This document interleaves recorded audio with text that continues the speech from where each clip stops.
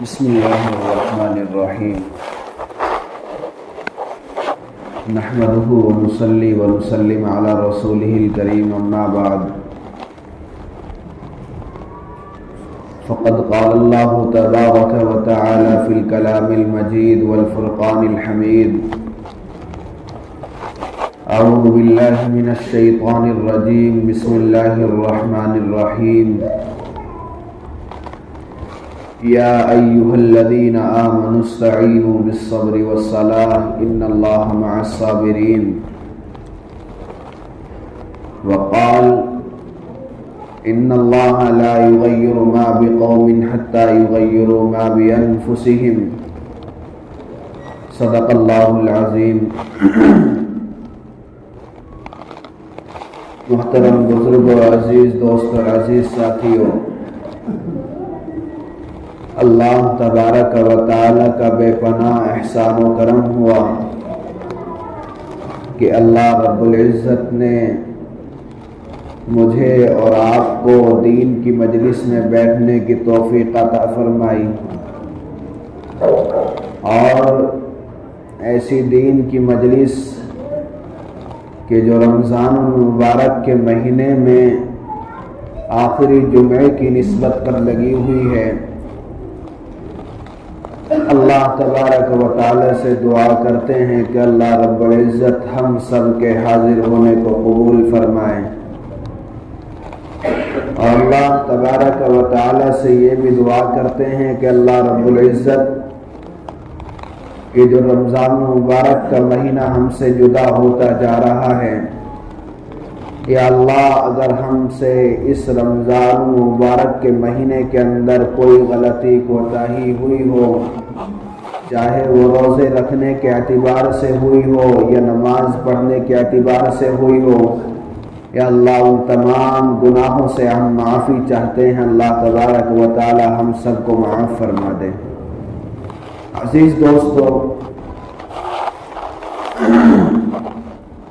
اللہ تبارک و تعالی نے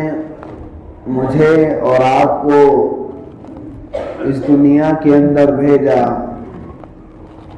اور اللہ کے نبی صلی اللہ علیہ وسلم کی امت میں سے ہم ہیں۔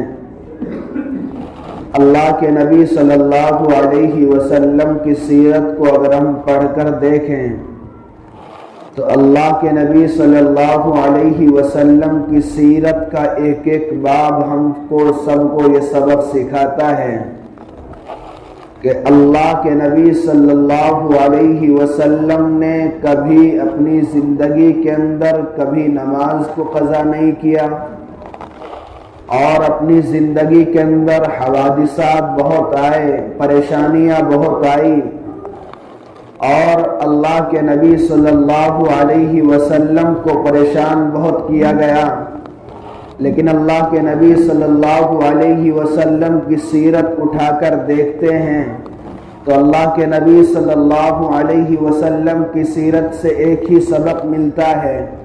اور وہ سبق یہ ہے کہ اللہ کے نبی صلی اللہ علیہ وسلم نے تمام کی تمام پریشانیوں میں صبر سے کام لیا، اور صبر سے کام لینے کے بعد اللہ تبارک و تعالی کو راضی کر کے رکھا۔ عزیز دوستو، اسی طریقے سے اللہ کے نبی صلی اللہ علیہ وسلم کی امت کو ہونا چاہیے۔ اللہ کے نبی صلی اللہ علیہ وسلم کی امت کو بھی یہی سبق لینا چاہیے۔ اگر ہم لوگ اللہ کے نبی صلی اللہ علیہ وسلم کی سیرت سے سبق نہیں لیں گے تو ہمیں پھر کوئی اور راستہ، ہمیں ہدایت کا راستہ نہیں مل سکتا، ہمیں کوئی اور راستہ جنت کا راستہ نہیں دکھلا سکتا، ہمیں کوئی اور کتاب اگر قرآن اور سیرت سے ہٹ کر اگر راستہ تلاش کرنا چاہتے ہیں اور ہم یہ سمجھتے ہیں کہ ہم اپنی زندگی کو سنوار لیں، ہم اپنی زندگی کو صحیح بنا لیں،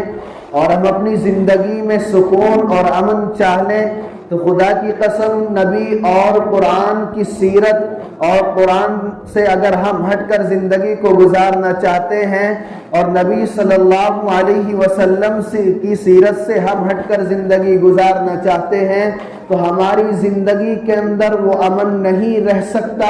وہ سکون اور چین نہیں مل سکتا جو ہم چاہتے ہیں کہ ہمیں وہ سکون اور چین مل جائے۔ رات حضرت مفتی صاحب ایک بات فرما رہے تھے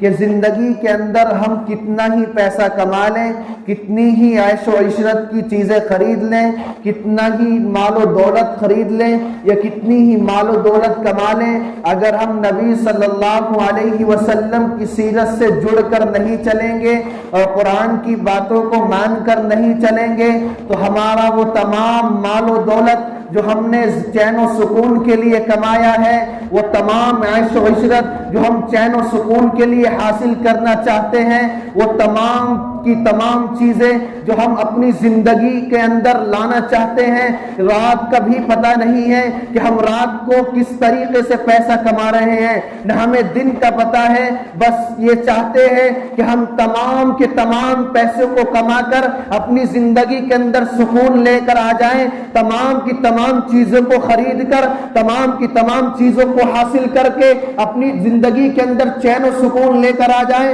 اسی وجہ سے انسان پیسہ کماتا ہے، اسی وجہ سے انسان عیش و عشرت کی چیزیں خریدتا ہے، اسی وجہ سے انسان اپنے مکانوں کو بناتا ہے، لیکن اگر اس زندگی کے اندر اور اس مکان کے اندر قرآن اور نبی صلی اللہ علیہ وسلم کی سیرت نہیں ہے اور نبی صلی اللہ علیہ وسلم کی باتیں نہیں ہوتی ہیں اور قرآن کے احکامات کو نہیں مانا جاتا ہے، چاہے وہ گاؤں ہی کیوں نہ ہو، چاہے وہ شہر ہی کیوں نہ ہو، چاہے وہ محلہ ہی کیوں نہ ہو، چاہے وہ کتنا ہی بڑا ملک کیوں نہ ہو، اگر نبی صلی اللہ علیہ وسلم کی سیرت کو ہم مان کر نہیں چلیں گے تو کسی کام کی سیرت، کسی کام کی زندگی نہیں ہے، تو کسی کام کے مسلمان نہیں ہے، صرف نام کے مسلمان رہ جائیں گے۔ اور آج وہی حال ہوتا جا رہا ہے، ہم قرآن تو خوب پڑھتے ہیں، ہم سیرت تو خوب سنتے ہیں، لیکن عمل کی طرف نہیں آتے۔ ہمیں علماء کرام خوب چیخ کر سمجھا رہے ہیں اور یہ بتلا رہے ہیں کہ اللہ کے واسطے اللہ کا خوف اپنے دلوں کے اندر پیدا کرو، اللہ کا خوف اگر اپنے دلوں کے اندر پیدا نہیں کرو گے تو ہماری زندگی کے اندر سکون آنے والا نہیں ہے، ہماری زندگی کے اندر چین آنے والا نہیں ہے۔ ہم اگر زندگی کے اندر سکون چاہتے ہیں تو اللہ کا خوف اپنے دلوں کے اندر پیدا کرنا پڑے گا، اللہ کے نبی صلی اللہ علیہ وسلم کی سیرت اپنی زندگی کے اندر لانی پڑے گی، اور تمام کی تمام وہ باتیں اور تمام کے تمام وہ قوانین اور تمام کے تمام وہ ضوابط ہمیں اپنی زندگی کے اندر لانے پڑیں گے جو نبی صلی اللہ علیہ وسلم ہمیں سمجھا کر گئے ہیں۔ اور میرے بھائیوں، تم چاہتے ہو کہ ہم نبی صلی اللہ علیہ وسلم کی سیرت کا مذاق بھی اڑاتے رہیں اور قرآن کے نافرمانی، قرآن کے فرمانوں کو چھوڑ کر زندگی کو گزاریں اور ہم یہ سمجھنے کہ اللہ تبارک و تعالی کی رحمت ہماری طرف متوجہ ہو جائے گی؟ کیسے ہو جائے گی؟ نہیں ہو سکتی۔ نہیں، میرے نبی صلی اللہ علیہ وسلم اور آپ کے نبی کا حال تو یہ تھا کہ اگر کوئی انسان پریشانی کے عالم میں آ جاتا تو آپ صلی اللہ علیہ وسلم کی آنکھوں سے آنسو ٹپکنے لگتے۔ انسان تو انسان کیا، اگر کوئی جانور بھی پریشان ہوتا اور آپ صلی اللہ علیہ وسلم کو محسوس ہوتا تو آپ صلی اللہ علیہ وسلم اس کے درد کو بھی سمجھتے تھے۔ واقعہ یہ ہے کہ اللہ کے نبی صلی اللہ علیہ وسلم کے سامنے ایک اونٹ آتا ہے اور آپ صلی اللہ علیہ وسلم سے اپنے مالک کی شکایت کرتا ہے، اور ابھی وہ بولتا نہیں ہے اور اس کی زبان نہیں کھلتی، نہ وہ بول سکتا ہے، بے زبان جانور ہے۔ وہ نبی صلی اللہ علیہ وسلم کو اپنا درد سنا رہا ہے اور نبی صلی اللہ علیہ وسلم کے سامنے کھڑے ہو کر اپنے آقا کی اور اپنے مالک کی شکایت کر رہا ہے۔ نبی صلی اللہ علیہ وسلم اس کے درد کو سمجھتے ہیں اور اس کے مالک کو بلاتے ہیں۔ صحابہ کرام کو حکم دیتے ہیں کہ اس کے مالک کو بلایا جائے، اور اس کے مالک کو بلانے کے بعد آقا نامدار جناب محمد رسول اللہ اس کے مالک کو تنبیہ کرتے ہیں اور نصیحت فرماتے ہیں کہ بے زبان جانور ہے، اس کو تکلیف مت دو، اگر اس کو تکلیف دو گے تو اللہ تبارک و تعالیٰ آپ سے سخت ناراض ہوں گے اور اللہ تبارک و تعالیٰ اسی کے ذریعے آپ کو جہنم دے سکتے ہیں۔ یہ واقعہ ہو گیا۔ لیکن آج میرے نبی صلی اللہ علیہ وسلم کی امت اور آپ کے نبی صلی اللہ علیہ وسلم کی امت کس حال میں اپنی زندگی گزار رہی ہے، کس حال میں اپنا وقت گزار رہی ہے؟ وہ تو جانور نہیں ہے، وہ انسان ہے، اور انسان کو درد، اگر انسان کے درد کو نہ سمجھے تو پھر انسان نہیں ہے۔ اللہ کے نبی صلی اللہ علیہ وسلم کے امت کا حال معلوم ہے کیا ہو رہا ہے؟ فلسطین کے اندر جا کر دیکھو، وہ انسان ہے، جانور نہیں ہے۔ وہ فلسطین، ایک آدمی کھڑے ہو کر مصر کی دیوار پر کھڑے ہو کر یہ اعلان کر رہا ہے کہ اگر تم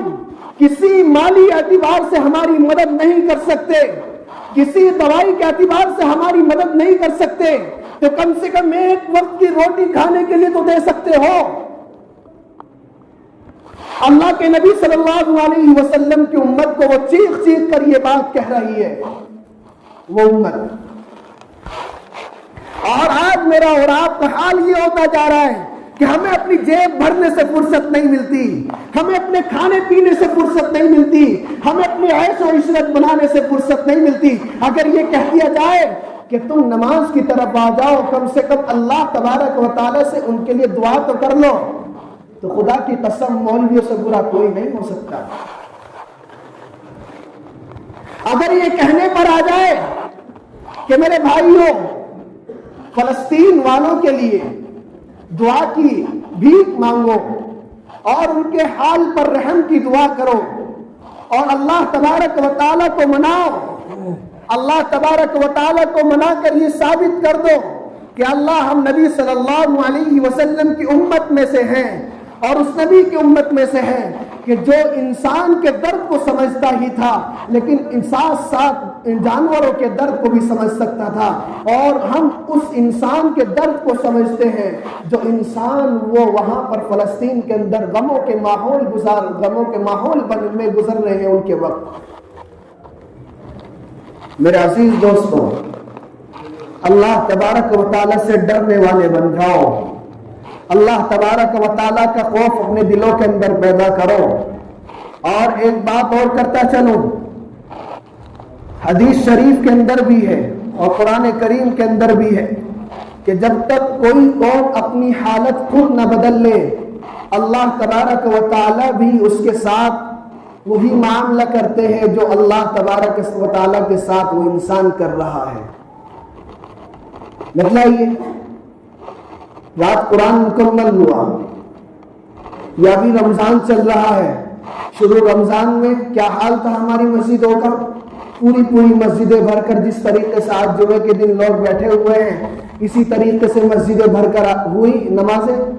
اور پھر 2-4 دن کے بعد کم ہوتے چلے گئے۔ وہ انسان تو ہے گاؤں کے اندر، جو لوگ شروع نمازوں میں تھے، شروع رمضان میں تھے، وہ کہیں اور نہیں گئے بلکہ گاؤں کے اندر ہی زندگی گزار رہے ہیں۔ بتلائیے اللہ تبارک و تعالیٰ کے ساتھ ناانصافی کا معاملہ نہیں کر رہے ہم لوگ؟ اللہ تبارک و تعالیٰ کے احکام کو ہم توڑ نہیں رہے، تو اللہ تبارک و تعالیٰ ہم سے کیسے خوش ہو جائیں گے؟ ہم نے تو اپنی حالت خود بدلی ہے، تو اللہ تبارک و تعالیٰ اگر تمہاری حالت بدلنے پر آ جائے تو کیا ہوگا؟ ذرا کبھی ہم نے سوچا ہے؟ اگر اللہ تبارک و تعالیٰ اگر ہم سے ناراض ہو جائیں اور اپنی ناراضگی کا اظہار کر دیں تو ہماری کہیں بخشش ہو جائے گی؟ ہم کہیں راستہ تلاش کر لیں گے؟ نہیں مل سکتا۔ ہمارا آخری اسٹیج ہی اللہ تبارک و تعالیٰ ہے، اور شروع اسٹیج ہی اللہ تبارک و تعالیٰ ہے۔ چاہے ہم مسلمان ہیں، اللہ تبارک و تعالیٰ کے احکام کو مانتے ہو یا نہ مانتے ہو، لیکن پھر بھی اللہ تبارک و تعالیٰ کی طرف ہی آنا پڑے گا، اور اللہ تبارک و تعالیٰ کے علاوہ ہمارے پاس کوئی راستہ نہیں ہے۔ اس لیے میرے عزیز دوستوں، کہنے کا مطلب یہ ہے کہ اپنے آپ کو بدلنے کی کوشش کرو، اپنے آپ کو اپنے دلوں کے اندر وہ ولولہ اور انگیز اور وہ اپنے اندر طاقت پیدا کرو کہ جس کی وجہ سے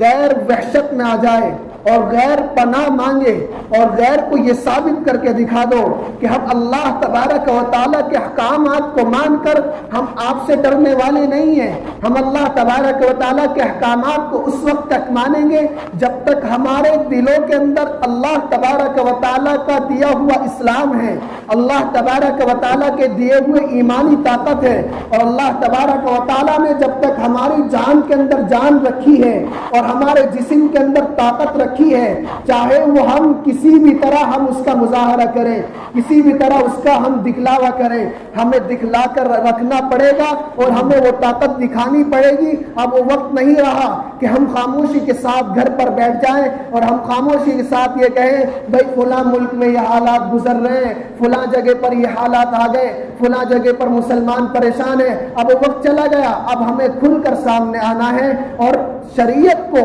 اور دین اسلام کو سمجھ کر، اور دین اسلام جو ہم سے مطالبہ کرتا ہے، دین و شریعت جو ہم سے مطالبہ کرتی ہے، اس کو مان کر ہمیں سامنے آنا پڑے گا اور ہمیں اپنی طاقت دکھانی پڑے گی اور ہمیں اپنا ایمانی جذبہ دکھانا پڑے گا۔ اب چاروں طرف سے مسلمان گھرا ہوا ہے، چاروں طرف سے مسلمانوں کو گھیر لیا گیا ہے۔ اب اگر ہمارے پاس کوئی طاقت بچانے والی ہے تو صرف اللہ تبارک و تعالیٰ کی طاقت ہے۔